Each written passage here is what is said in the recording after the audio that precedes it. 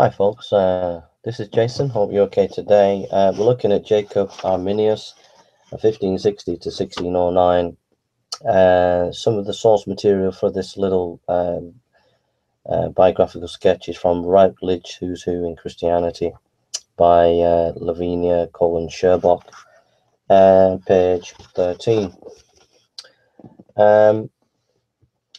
Jacob Arminius has been an influential theologian, and I think he's been unfairly misrepresented in historiography. A key book to study concerning Jacob Arminius is Arminius by C. Bangs. It's an excellent work, very scholarly and well-researched, and a standard work on Arminian scholarship. I remember reading the life of Jacob Arminius when I was at seminary, and also writing an article, an essay on him, and reading C. Bangs. Myself, I come from a Calvinistic background, influenced by Calvinistic theologians such as B.B. Warfield and the great Princeton theologians such as Charles Hodge, and influenced by Herman Bavinck, a Dutch Reformed theologian. However, I do feel that Jacob Arminius, even though I'm from a Reformed background and appreciate my Reformed heritage, I do think that historiography, Reformed historiography, has been unfair to Jacob Arminius. A theologian that I respect highly is J.I. Packer, and I love J.I. Packer. I respect him very highly, and you can see in his articles when he's talking about Jacob Arminius that he has a classical Reformed historiography about Arminianism is really a product of rationalism.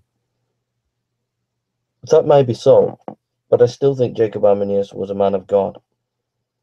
I still think he had a contribution to make, even though we can disagree with some of his tenets. He was a student, says the dictionary here, of Theodore Beza in Geneva, but after an extensive education, he returned to Holland in 1587. He became ordained. He worked in congregations in Amsterdam. After a time, he came into conflict with Calvinists over the doctrine of predestination. 1603, he was given the chair of theology at the University of Leiden, but came into controversy about Pelagianism, which he was accused of, and Socinianism.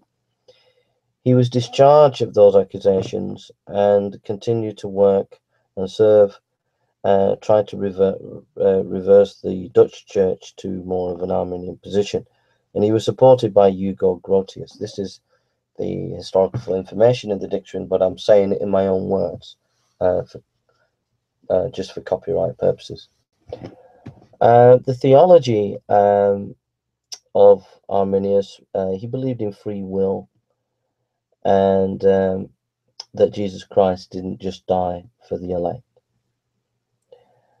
And his theology has had a major influence in the history of Christianity. So that's Jacob Arminius. For me, I've read some of his work on Romans 9, and I wasn't particularly convinced by what he said.